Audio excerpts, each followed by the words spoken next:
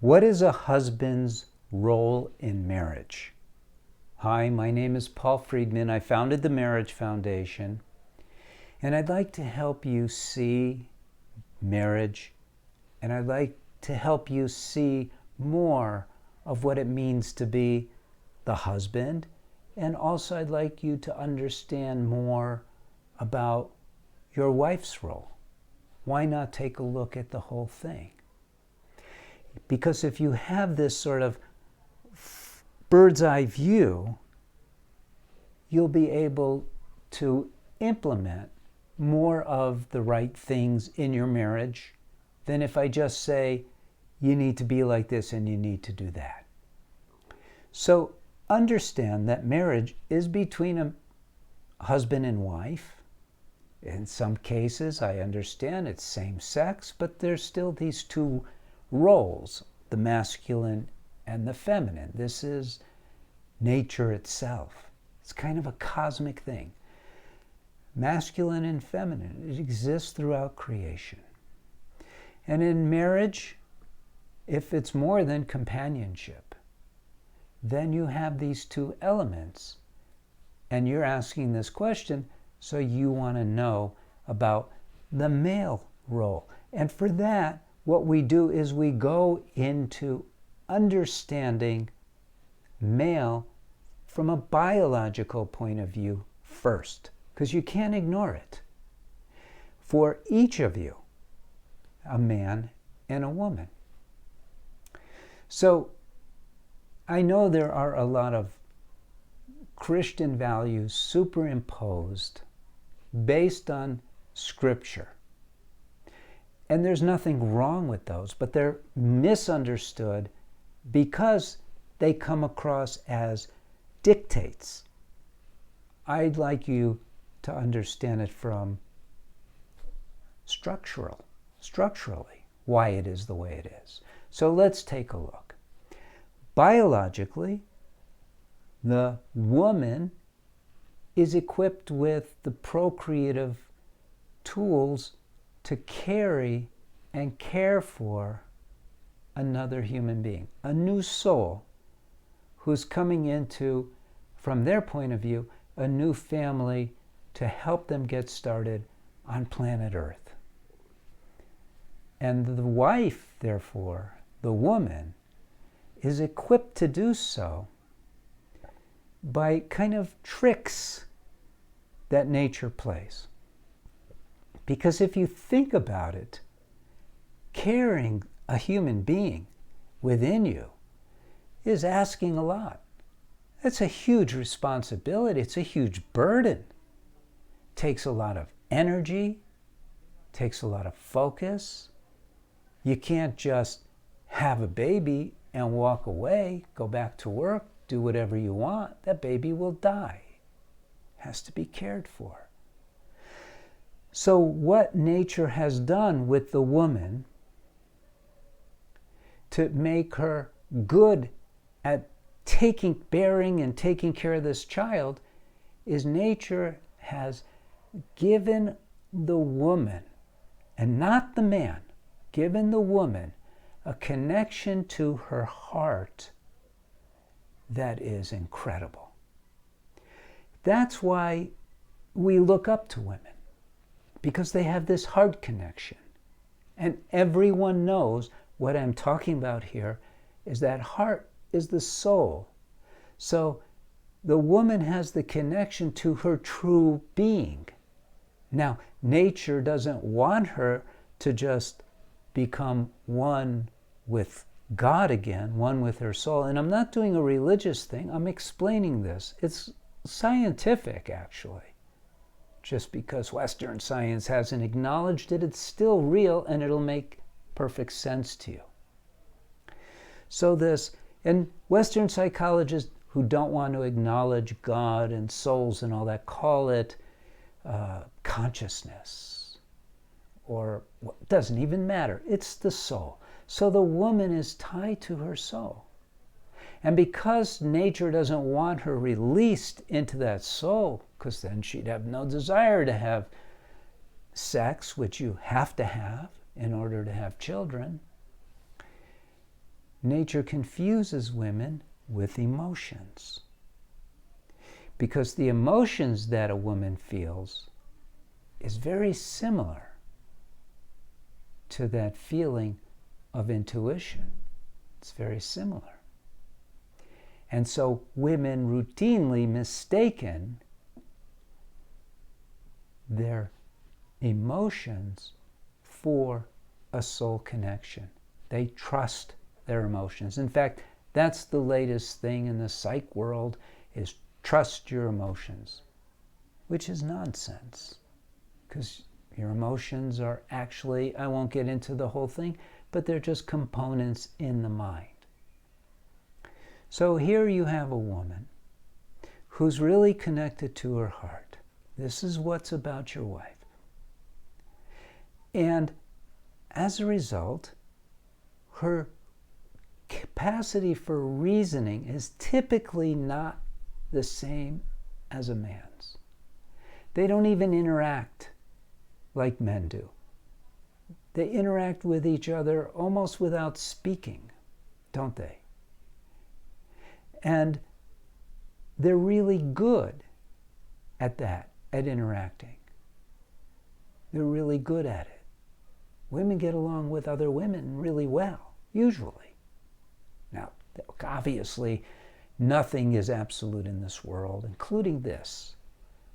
But most women get along with other women. Doesn't mean they're not catty behind each other's backs, but they interact well. What do they need? If they're busy taking care of these children, and they're hyper-focused on it because this is the biological role that they have no choice but to fulfill if biology has its way. And I'm talking everything being equal, natural. Then they look to men for two things, primarily. One is they look to men to become pregnant, to give them the sperm they need to fertilize their egg. But we know how evolution works, and even if we're Christian, we can't deny evolution. They select the best that they can have. And what are they looking for? They're looking for a man who's going to stick around and protect them. And that is your role biologically.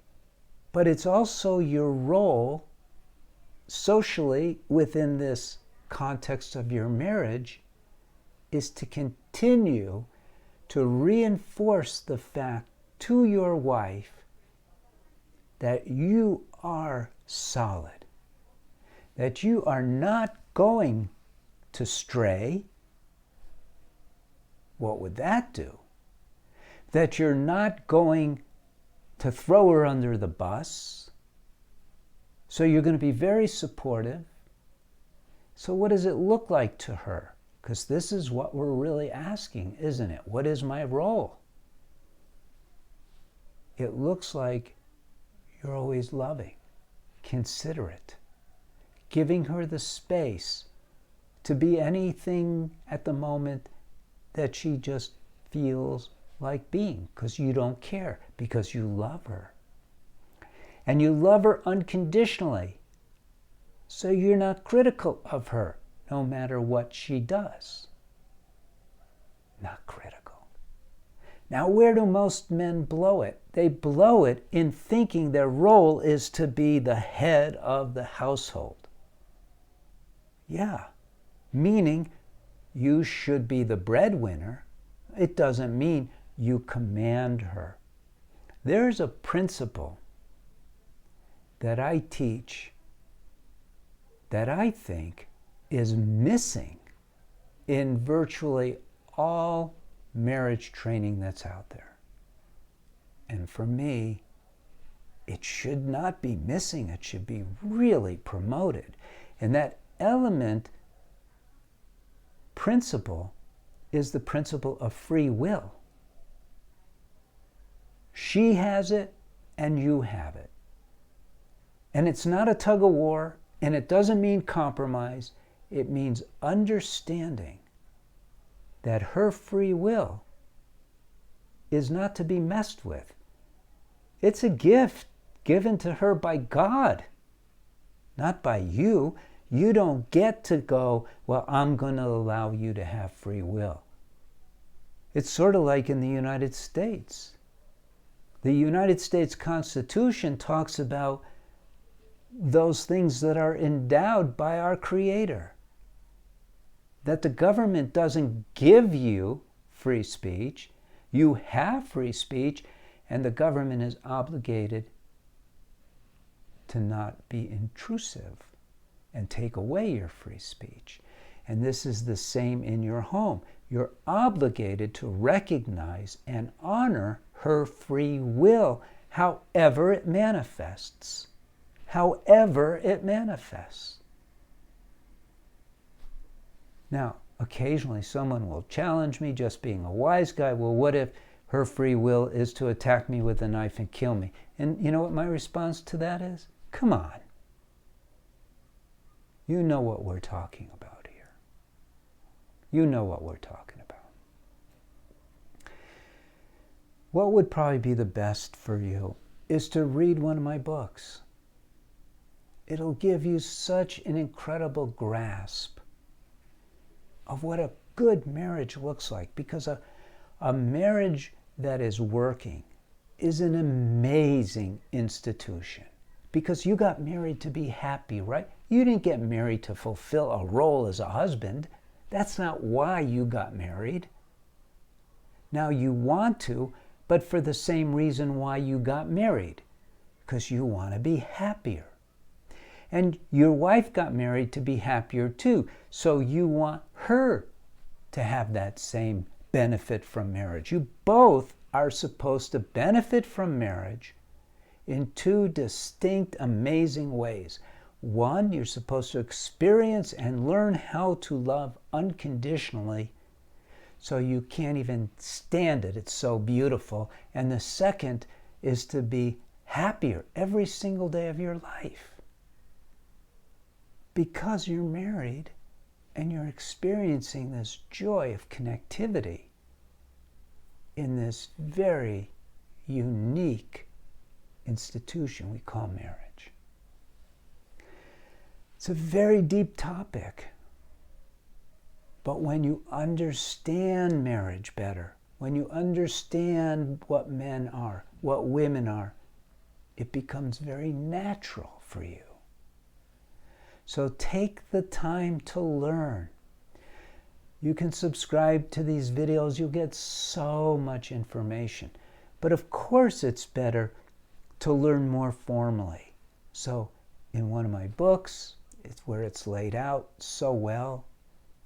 You could do that. Inexpensive. But if your marriage is in trouble, take the course for men. Now, a lot of men take the course for men anyway, because they have a pretty good marriage, but they want to really get the best of it. And they have figured out that I have figured it out. And so they want to come to us and learn. The place where I start in the course for men is with something that no one ever talks about. And it's critical. And that is learning how to control your mind. You know, we all know what people do when they have an anger problem, right? They take anger management training. And I go, baloney. You need to learn how to eliminate anger. And you can when you learn how to control your mind. And so that's where we begin with the courses. You learn about the mind, and then you learn tools that you need to control it. You know, when I have taught therapists, I'll never forget the first group of therapists, because I've been doing this since 2000.